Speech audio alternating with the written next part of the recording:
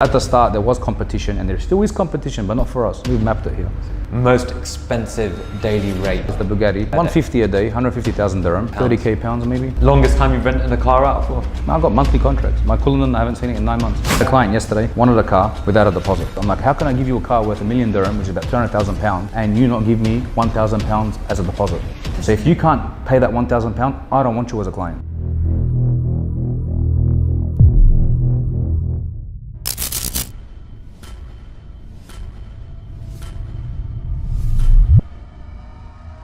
Welcome to episode 16 of the GVE London podcast from sunny Dubai. And today I have Ahmed Amwell from Luxury Supercar Rentals. Thanks for joining us. Good. How's everything? It's all good. Thanks for coming on our show. Anybody that doesn't know you by now has been sitting under a rock somewhere, but you're probably one of the most recognizable faces in the supercar rental scene. Out of nowhere, you've just kind of blown up, and I thought given that I was on holiday down here anyway, I thought it'd be a perfect opportunity for me to come and actually... Definitely a pleasure, man. Definitely a pleasure. Sit down and work out, like, the parallels between our businesses are quite obvious, but you're in the rental space, we're in the buying and selling space. So, tell me how you started. I came here in 2018 on a holiday, and then I fell in love with the country. Really? So it wasn't just about the supercars, it was just about the way they live, the hospitality here in this country. The way the country is 24 hours open. It's a big difference than back home. And home is Australia, right? Home's Australia, Sydney, born and raised. I came in 2018, came multiple times that year, and I said, I need to move here, what can I do? Okay. And my passion's for cars, so I said either I sell cars, something like you're doing, or I do the rentals. I said, I'll do the rentals, I can choose whatever I want, I can drive what I want. If they rent, they rent. They don't rent, big whoop. And then all of a sudden, people were renting, so yeah. Wow. So, in Australia, did you have anything to do with cars? I had a car dealership, so I was buying and selling cars. Okay, luxury cars? Or? Luxury cars, yeah. I was buying from the auctions, repossessed cars, and also sometimes from different states. Like there was a hailstorm, for example, the whole fleet. I buy the whole fleet, repair the hail, sell them off. And that's kind of Mercs, Porsches and stuff. Yeah, everything, like that. everything. Okay. Cool. Basically anything over 50,000 Australian dollars. Okay. Yeah. But from what I understand, Australia is like a crazy tax on luxury. Crazy tax, luxury car tax. At the time when I was there, it was like 22%. Now I think it's gone up heaps more than that. Wow. We've sent a couple of classic supercars down there, like Murcielago and stuff. Yeah, they're crazy. Because we're the same side steering wheel. Yeah. So right-hand drive. But to own a Murcielago down there, you have to have some serious dosh. And it's expensive. I think a Murcielago there now is about 700,000 Australian, probably even more. God, that's crazy. Yeah. So, talk about your entrepreneurial journey. So, how did you start? Did you open up is that a family business, buying and selling cars? It was basically, I started off, working at McDonald's 9 to 5. McDonald's? McDonald's, yeah. It's crazy, crazy story. People don't believe me, like, look at this guy's talking shit. Basically, I was working at McDonald's, and then from there, I bought my first car. Okay. And then I did some work. With the money that you made from McDonald's? About $3,000, I think. And then with that money I bought a car, and then I done some modifications, put a stereo in it, cruising around with the friends. Yeah. Someone offered me, she couldn't drive a manual stick, so she's like, I'll give you my car plus $2,000 for your car. I'm like, okay, checked online. Her car's worth like 2-3K more anyway. Like, cool, take it. She took it, I got her car, sold it for like 8K. So then I was up from there, then I bought another car, drove it for a little bit. Then I'm like, man, I'm making money from this and I'm working. Yeah. So it worked out a good thing. Then I left McDonald's and I went and worked for a dealership. Okay. So then I started selling cars. I was an intern at the time. First 3 months on the job, I'm like, look, I need to sell a car. He's like, no, you have to wait till your like probation sort of finishes. I'm like, no, let me in. He goes, okay, go. First client, 15K gross profit for the company. Oh, wow. He's like, damn, you're on the floor tomorrow. So it started like that. Then I was like, and best sales rep. Was that? Maybe 18. Yeah. And best sales rep 9 months in a row. No one can beat me. Like Australia wide, in that brand. What I was selling. How did you manage that? Like, were you studying outside? I had that drive in me, standing outside the weekends. I'll be out on the yard. I won't wait in the office, wait for a client to come in. And like when we used to see people, other colleagues and that, they'll look at people like, this guy's not going to buy. I'm like, no, this guy's going to buy, and I'm going to go and speak to him. Like they look at you, not being racist, but like, he's this guy. He's not going to buy. He looks cheap. No, I don't judge people. I went out there. I was doing my job. Whether he buys or wastes my time, it's the same thing. Like I'm doing nothing anyway. I'm at work, so in that 8 hours or 10 hour shift, try and make something happen. So it started like that. Made money from there, and then I started doing homes. renovations. Started Okay. making money from renovations in homes because the property market's hot in Australia. Yeah. So you build something, you make a couple of $100,000 on each one, then start doing duplexes, townhouses, and then I was still doing the cars at the same time. To the point I go to the auction, they all know me there. You know, they all reach out to me. Even now when they see me on TikTok blowing up, they're like, "Oh my God, he used to buy cars from us." Like it goes back a history. Like it's funny how the world works, man. But it's interesting that you were doing property and you didn't decide to stick at property. I still do houses here, and I do a lot of off-plan real estate. Okay. So In Dubai? Yeah, in Dubai. So sometimes, like in Australia, I used to have to go look at the job site and still work there and fix things and be on top of things. Where here, you can buy off-plan, hold it for 6 months, and sell it, and you don't have to even pick up a finger. Like you don't have to pick up a piece of tile or anything. You don't That's have to, crazy. It's so much easier. And what's the market like for properties down Crazy. there? Still? Dubai's on fire. Yeah, Dubai's like especially exclusive projects or more higher end stuff. Yeah. There's not many, like if you go online trying to look for a place, it's very hard to find a place. Yes, Dubai's full of luxury, but either they're fully occupied or they're still under construction. Wow. So whatever's ready is hot at the moment. Is that down to the Russians coming down? Nah, since the war? everything, man. Really? Everyone's moving over. It's not just Russians. People think it's only Russians. It's not. There's so many people moving over. It's a land of opportunity here. It's tax-free. Money's here. You can make money here. So you came from Australia in 2018 for a holiday. Yes. And you loved it so much. So much. And so then you were like, I need to set up a business here. And then you're like, I like cars, so I'm going to start doing rentals. So why didn't you choose buying and selling cars down here? I wish I did. No, come on. It would have been a lot easier. Really? Or I don't know, you come from like the thing is you 9 to 5. Yeah. We are 24 hours, man. Yeah, There's I can breakdowns at 2 in the morning. There's Wow. police calling me saying, "Hey, your car's in the middle of the road. There's no driver in there." Oh my. There's the stuff we've seen is incredible, man. It's crazy. Really? You know, like dealing with clients on a daily basis, revving engines, their car gets impounded, goes to the impound yard. You got a client the next day waiting for that car. What do you do? Oh my. You got to upgrade him, but if you're fully booked, what do you do then? At least with you, they come 9 to 5. Even if you travel anywhere in the world, your employer will call you, "Boss, I have someone on the SVJ. He's offered you 2 million. You check your books. Okay, it owes me 1.8. Okay, sell it. Very easy. Yeah, okay, very sell easy. it. Yeah. With me, it's not. It's like competition. Other companies giving Well, I was no gonna say. deposits. Some companies taking people's deposits. We have to convince the client, "Hey, we are so legit. Don't worry, you can trust us to even rent a car from you." It's becoming annoying. Well, competition's an interesting point. So 2018, you've decided, okay, I'm going to set up. Now I'm guessing it wasn't as easy as just saying, "Oh, here's a big place." No, go buy cars and put cars. No, it doesn't work like that, man. So a lot of paperwork. Run me through what you went A lot through. of paperwork. You got to set up obviously the visas. You got to get staff. You need to do the fit out. You need to buy the right cars that are going to work. Coming from not a rental company background, you need to know what people want. Yeah. So it's not what you want. So how many cars did you start out with? 7 or 8 cars. 7, 8 cars. One Lambo, Supercars. one Ferrari 488. Yeah. Like a Maserati Gran Turismo, AMG GTS, like a sports car, one G-Wagon, one GLE. Like that was the range I had. It And was so like, now you've just suddenly come into this market, right? Did any of the competition like react in a hostile when I first way? moved over, the guy I was renting cars from, we don't talk anymore. I used to rent cars from him, and he knew, like when I told him I'm opening a rent-a-car company, he got upset with me. And he told me survival for the fittest. Instead of saying, "Okay, brother, if you need any help from us, we'll guide you. Yeah. If you need our cars while you're growing, like as you're growing, we'll give you cars." I thought that's the way it works. It is usually that way, but then pull they the started cost telling in. people in the market, "Oh, he's only got 5-6 cars. He's a little broker." Oh God. Like, okay, cool. And then 7 months later, they were asking me for cars. Oh, so really? like tables turned, and I didn't want to give them cars. So then at the end, I got him. If you really want cars, I gave them a high price so they don't take cars from me. Yeah. They still took the car. No. Then when it came to pay the invoice, I didn't agree on that price. I didn't this. I didn't that. We don't talk anymore. Oh no. Yeah. But like in terms of competition, did they try and undercut you? A lot of them do. Still do. Still do. They still do. They try offer without deposits, or they lower the deposit. And like if they know especially that the car's coming from us, they'll do anything to beat the price. Really? But the service is not there, man. We have proper service. Our cars are clean. Our cars are unique. Yes. But how? I just can't understand how somebody would take the risk of not getting a deposit from the customer. I had a client yesterday, Yeah. referred from someone, wanted a car without a deposit. And like unfortunately we don't do it without a deposit. It's company policy, it is what it is. I ended up reducing it to him for 4,000 dirham. Yeah. He's like, "No, I can't, I need to pay no deposit." I'm like, "How can I give you a car worth 1 million dirham, which is about 200,000 pounds, and you not give me 1,000 pounds as a deposit?" So if you can't pay that 1,000 pounds, I don't want you as a client. Yes. because you have no responsibility of paying anything. And your tight is like, okay, I'll spend my 20, 30K elsewhere. And he gave me a name of another rental car company. I'm like, go, that company takes cars from us. So I'm happy you go there.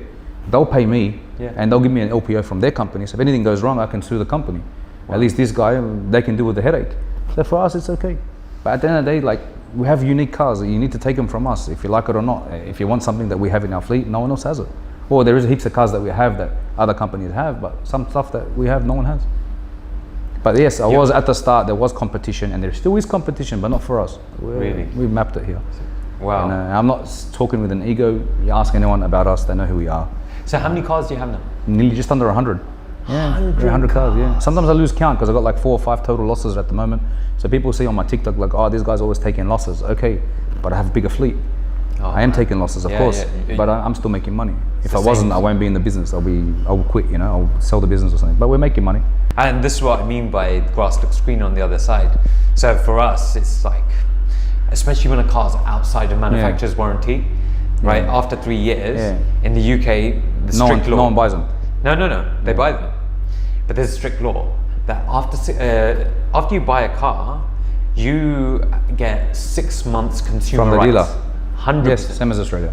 Right. So you got to give him 6 months. If it's got a certain amount of kilometers, if it goes above 150,000 kilometers, it's no longer applicable. Well, now imagine there's a no waiver. It's like a section something. You sign it, they get no warranty on the car. But if the car's got certain kilometers and it's still a new model, even they ran out of manufacturer's warranty, you as a dealer have to protect them. There you go.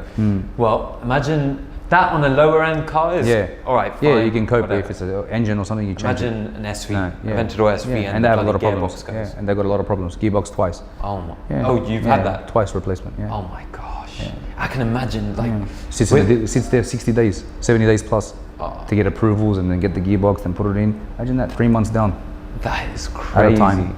No, with our Aventadors, we're trying to deal with customers that take care of their cars. They put them in the garage. They, like drive it once a week. Yeah, there you go. Those ones never have problems. They're never driven. They're never driven. But yeah, with us, man, we cop it. We get it a lot. I prefer without warranty because when it goes to the agency, it sits there just for approval 1 week. Then by the time they get the part from outside, another 2 weeks. But we lose money on a daily basis. Your client will wait. With us, no, we need to have those parts ready to go. I've got spare parts in the garage. I've got everything for my cars. I know what goes commonly on my cars, especially McLaren. Why didn't you start up your own like service center? It was in the talks, but I've got so much happening right now. You know, I'm doing the property, I'm doing the car rental. I've got a chauffeur company. Wow. We're managing a desert tour company as well. Okay. So we've got so much going on at the moment. It's just hard. I do want to open one. Trying to find someone you can actually trust. Throw him in there, let him run it the way we're going to run it, where I just can oversee his work. It's hard to find someone you can trust, man. Tell me about it. We've got a very small circle. We get many messages every day. Oh, we're looking for work. We'll come and work for you.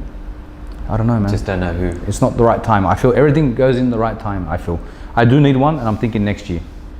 Sometimes I've found in business that it's better just to stick to your own lane. 100%. Right? And focus on what you're really good at. 100%. Even if it's going to cost you a little bit more sending it out, it's just better. That's what we're doing right now. Because the relationship I have with the garages right now, for example, we know what the parts are worth. Even when sometimes they send me a list, I get some parts from the UK, from Skid area. They look after us. And we've got some other places that we buy eBay, which type by part number. So sometimes we get it before the dealer, and I just pay labor. So if you calculate my labor that I spent on that month, it's not even worth me having a whole new operation, paying rent, paying staff, having that headache. I'd rather let them make some money, and I'm still getting my cars done fast, you know. No, it makes sense. It makes sense. To be honest with you, for us to open a service center, it was absolutely necessary, because after a while, it was like shit. You know, at any point in time, we had 10 cars out in manufacturer service centers. Do you guys service public cars too, so they can come now to you? Do. Yeah, okay, it's good. Now we got second income. But it's a full-on operation, and it's just like. But mechanic is a headache though. If something goes, they bring it to you. Something goes wrong again, they blame you, even if it's something else. Oh, but I bring the car to you and you fixed it for me. I'm like, but it's something else. They don't understand. They don't understand. They're like, no, but I bring it. Oh, it's making a noise. It's still making a noise. It's like a headache. It's like going to having a barber shop. You know, I used to have barber shops and salons. Like they go, oh, I'm not happy with this color. I'm not happy with this. I'm not happy with this. It's like. Is there any business that you haven't done?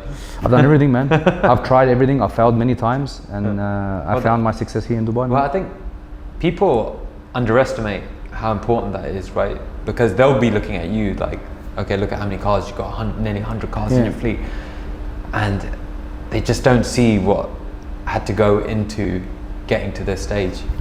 It's nuts. Money never sleeps. That's true. You know, we work hard 24 hours a day. Like, bro, I sleep at sometimes 1 a.m. I wake up, man, and my phone's flooded with messages. I need to try to fix everything, and sometimes it's just simple fixes. Yeah. But it's common sense, and trying to have 50 staff members under you, trying to manage them all as well. It's very difficult. It's not easy. If you get an outsider, they can manage. Okay, you can get a GM, they can manage, but never going to treat the business like it's yours. That's true. And you lose a lot of opportunities along the way if you're never there. You know, I met you today, for example. Yeah. You know. No. Imagine an opportunity we can do. London, Dubai. You never know. There's a whole load of stuff that we can do. But look, back onto the cars. So, what are the most popular cars that everybody wants right now? Everyone that comes to Dubai, Lamborghini Huracan. Really? Lambo Huracan, Lambo Urus, G-Wagon. The top three cars. Lambos have absolutely killed it, because in the UK right now, Ferrari 488 have taken a dump. Yeah. Right? Last year, there was only say about 50 on the market. Now there's 160 on the market. Wow. Whereas the Lambo Huracans are still selling fine. Yeah. Huracan, naturally aspirated. They never have problems. Never break down. Bulletproof engines. Wow. They 120,000 Ks you can get out of them. No issue. That's so You sell them away and get new ones. Audi, isn't it? Yeah. I think that's very, very, very strong cars, man. Yeah. I love Ferrari too. Like Yeah, I love love every brand. I have a passion for it. Like every brand has something unique about them. Yeah. So when I like a lot of the cars. So what's the most expensive daily rate for a supercar? I know We've got the what it is. hypercar is the Bugatti. Yeah. So how much is that? 150 a day, 150,000 dirham. Which is around 30. No, 1 second. How much is that in About pounds? 30k pounds maybe. Yeah. And then we 40K take a pounds. deposit of about 30k pounds. It was a bit higher, but we just reduced it because it was just easier to push. Okay. And does it get taken out often? Pushed it 5 days for the UFC weekend, Okay. and then I pushed it 3 days for the Formula One. So I'm doing a couple of days a month. That's plenty for me. I don't want to put too many kilometers on it. No way. It's just more for. It's not like it is a personal attachment. Like I have a personal feeling with that car. Yeah. But if it's VVIP client or someone that's been with us for ages, and we know his net worth and we know he can afford to buy the car, he just wants to drive it or test drive it, I'll push it to those people. But young kids or young people that want to come, crypto kids and that, I try to stay away. Crypto kids. Yeah. So tell me a little bit more Like about the young crypto ones that kids. don't know, they don't know what they're doing. They just throw money. They don't care and These no guys are responsibility. nuts, Yeah, right? no responsibility. So And you came into the market when crypto was blowing up anyway. yeah, crypto was booming. So that they must have That been helped me a lot. good. Yeah, of course. That helped me a lot. Longest time you've rented a car out for? I've got monthly contracts. My Cullinan, I haven't seen it in 9 months. No. Yeah, every month pays me, and he travels half the year. He's not even here. I see the GPS, doesn't even get driven. So why doesn't he just buy the damn thing? He gets me, I'll buy it off you at the end. I'm like, it's not for sale. Like, okay, give me a good price then. I'm like, okay. Good price. And biggest repair bill? Biggest repair bill, if it's not a total loss, about 300k. What happened? Porsche GT3 accident. And how did he have an accident? The thing is, like just the brake caliper alone was like 30-40k dirham. With the disc, because ceramic, and then like fender, there's no part. Front bumper is like 30k. Like the parts were expensive. Trying to get them. But these are just guys just getting too excited. And it wasn't a bad hit. Really? It wasn't that big, but the parts are so expensive. So the guy just kind of, okay, it wasn't really totally his fault. There wasn't. Yeah, I think he fell asleep on the wheel. Hit the barrier on the freeway. So give me some examples of the worst scenarios that you have with customers, like you mentioned just earlier. So your Stuff I've had, man. So give me an example of a recent scenario that you've got. Because you've got some dodgy... Maserati MC20. Yeah. You know, we're the only one that had it at the time for rent. Yeah. It flooded last month. Flooded? The guy In hardly. Dubai? Yeah, the guy hardly drives the car. He's a regular client, VVIP client of ours. For some reason that day he was driving the car. Yeah. Came out of the car park, seen the front car get stuck in a flood. He couldn't reverse because there was a car behind him, so he thought he'll go through the. Oh, come on. MC20. It's the funniest thing ever, man. And every time he comes, I tease him. I'm like, bro, he goes, That's the I funniest wasn't wearing my glasses. I'm like, bro, it wasn't that. Like, he's like, it is what it is. I don't know how you... Insurance is not happy, but it happened, man. It was a flood. Like literally, he followed the car in front of him. Cars were behind him. Came out of a car park. He didn't realize how high the water is. Got stuck. He got submerged in the water. You don't expect floods in Dubai, man. Yeah, That is nuts. they're fixing their system. They've built a sewage system and water system everywhere. Fine. But some places don't have it yet. Just got unlucky. They're going more from the city, going out more. So do you know, like with all the cars, are they all protected, their paintwork and whatnot? So 90% of my cars have PPF. Yeah. Maybe my old fleet, because I wasn't putting PPF back then. Then I realized PPF is benefit for the client and benefit for us. So the ones that don't have PPF, like even if they get scratched or something, we don't care anymore because they're old. Yeah. But all my new cars or the last 2 years, anything under 2 years has PPF. I was speaking to a guy that was hiring, he does the car rental business in the UK.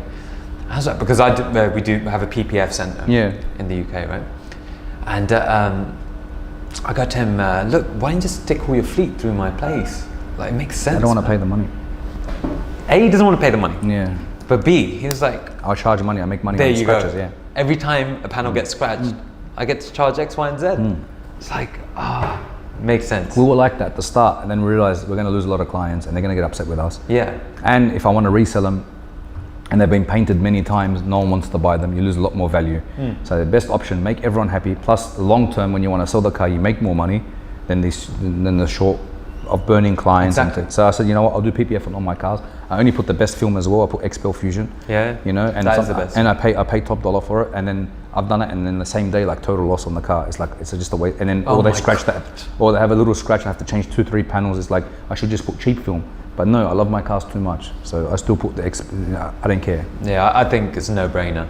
I do go above and beyond for my cars, man. Like I make sure they're treated well. Yeah. There's no scratches on the rims. Like unless if it came back from a client and there's another client booking it and I have no time to repair it, it goes. But otherwise, my cars are in mint condition. You can see them in the showroom.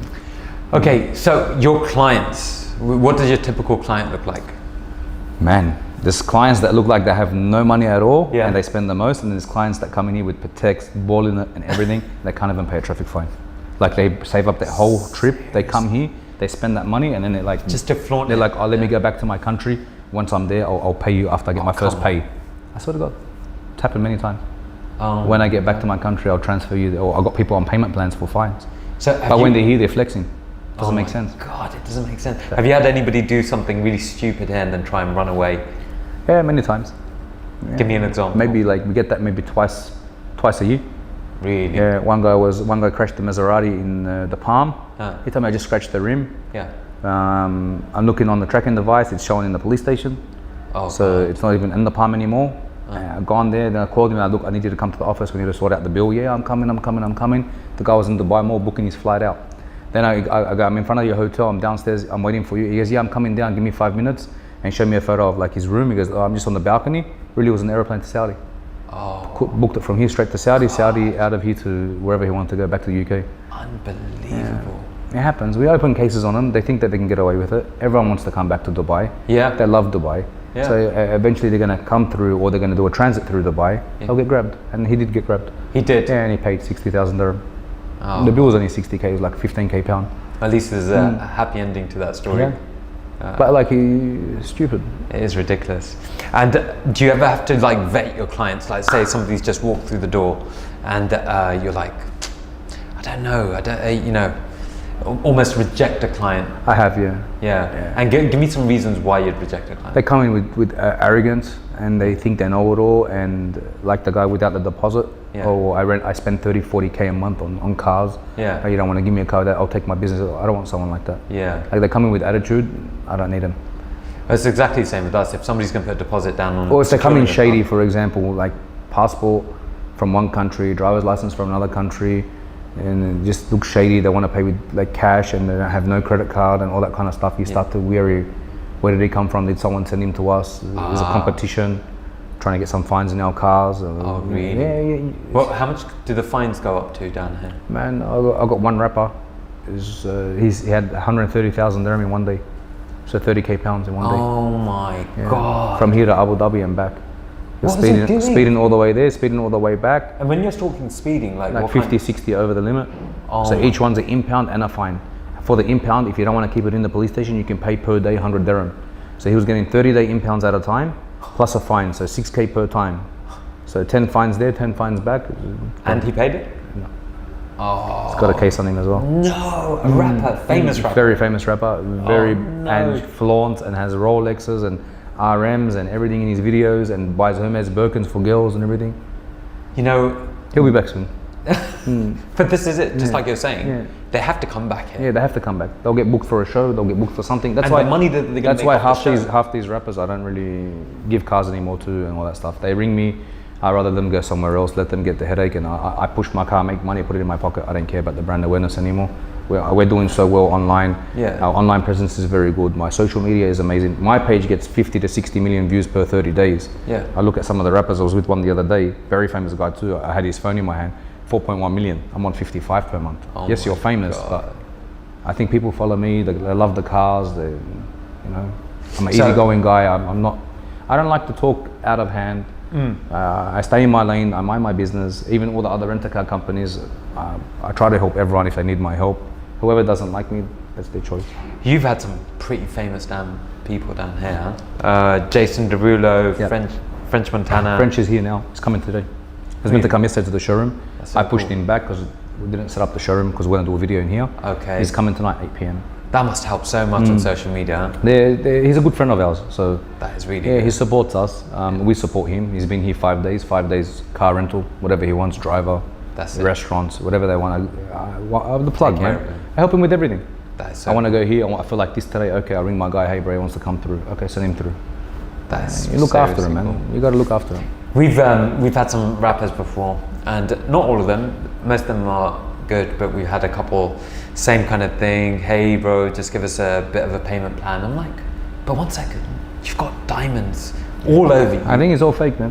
and then you can't afford to pay. Probably for the cars. Labstones and all those fake shit. Really? Yeah, it's crazy, man. Labstones. Yeah. After you've been around and you start seeing what they do, it's like, man, you guys are. The ones that you just named, they're ballers. Oh yeah. Tion Wayne's a mutual customer. He came through. Yeah. Steph London's one of our favorite. Always shows love. Swaley always shows love. Yeah. The baby's my favorite. Oh really? Yeah. Why?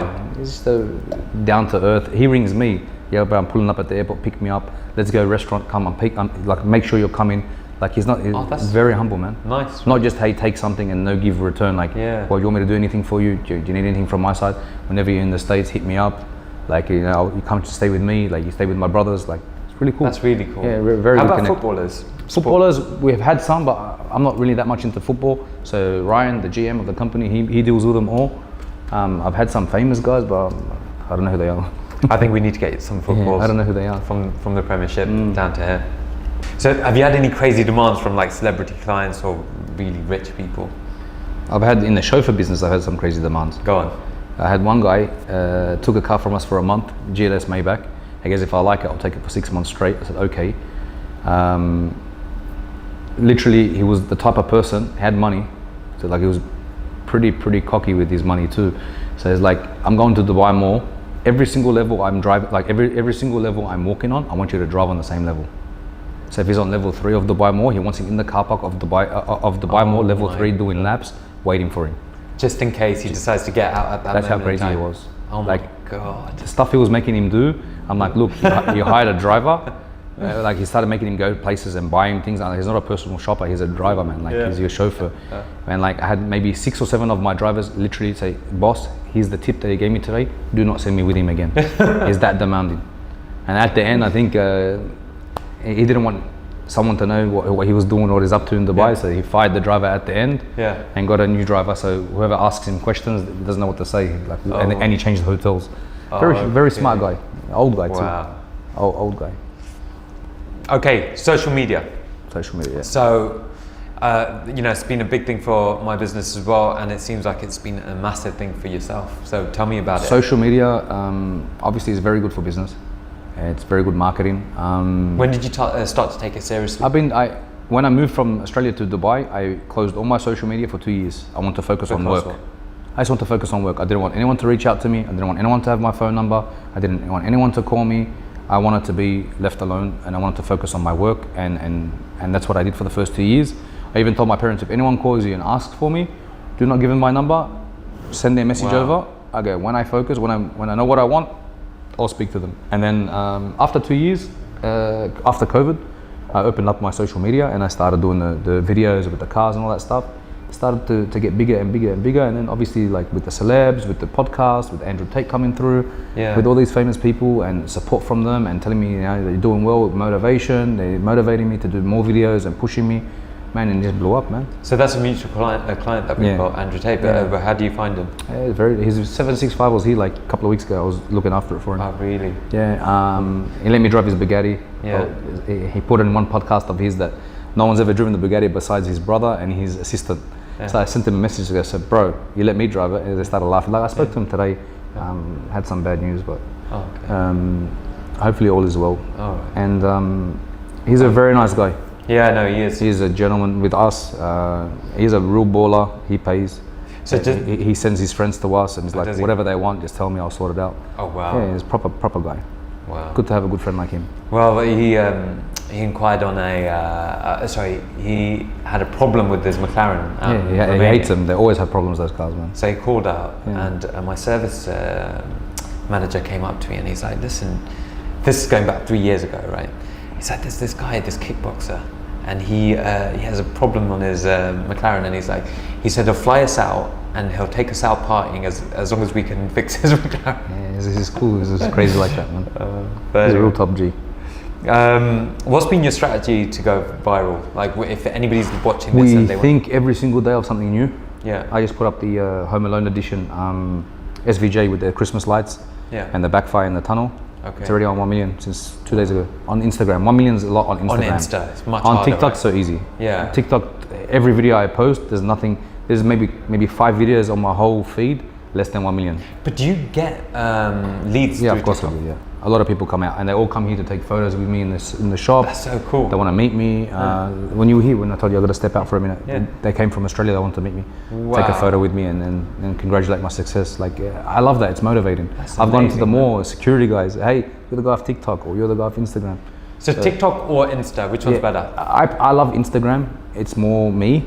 Okay. But TikTok is what's the videos, and they're my fans, and I have from kids watching me, kids coming to take photos with me. It's crazy. That's so awesome. from kids to adults to everyone sees me on TikTok. But I think more of my personal friends and like obviously the rappers and people I know, the celebs that I speak to, they're all on Instagram. They're not really onto TikTok. Yeah. Okay. But TikTok does work a lot. Snapchat, I don't use it. And has social media ever affected you negatively? Well, there's certain things you can post and not post. Obviously, being in a different environment, like you can't swear, you can't do you can't do pranks, and you can't do anything that can affect anyone. So it's a bit strict. So that's the only negative thing. But the positive thing is what I love down here is like the social media is positive, right? Yes, it's positive. That's a good thing. Yeah, very good. Down there in the UK now, I mean, we get a lot of positivity, but then you get a lot of hate as well, and it's just like, why? You get so many people that don't have anything better to do with their time. People write on my, I'm sick of seeing this guy's face. Well, then block me. God, what the fuck? Well, then block me.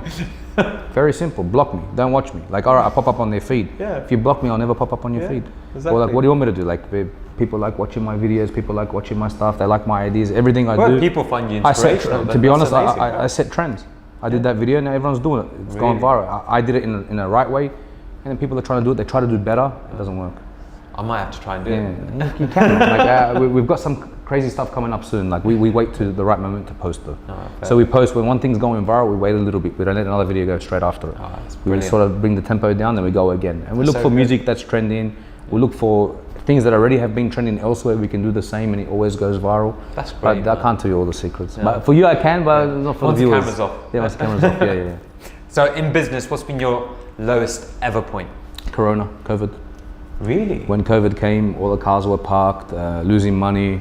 Wow. Couldn't do nothing, couldn't travel.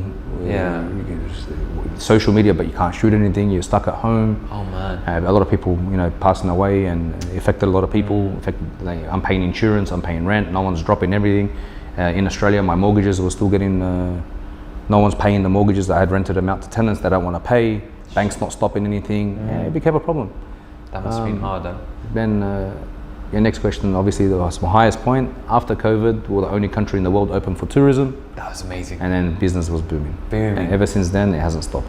Okay, so we've got a quick fire round now. Fire them up. Favorite supercar brand? A Lambo all day. Okay, value for money, pound for pound, best car.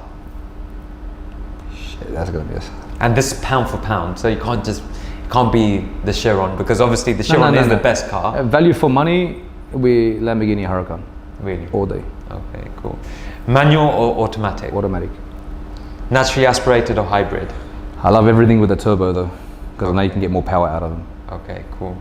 Convertible or coupe? Coupe. Classic or modern supercar? Modern. Ultra Yacht, modern. ultra modern. Yeah, ultra modern. Yeah, Yacht or private jet? both. Bucket seats or comfort seats? Comfort all day. Okay. Well, look, thanks so much for coming on our show. I It was really a pleasure having you, appreciate man. I had fun. it. Look, hopefully we can do something. Definitely. Yeah. Dubai's open and the UK's open. And I've been there a few times. Yeah. It's not bad. I like it.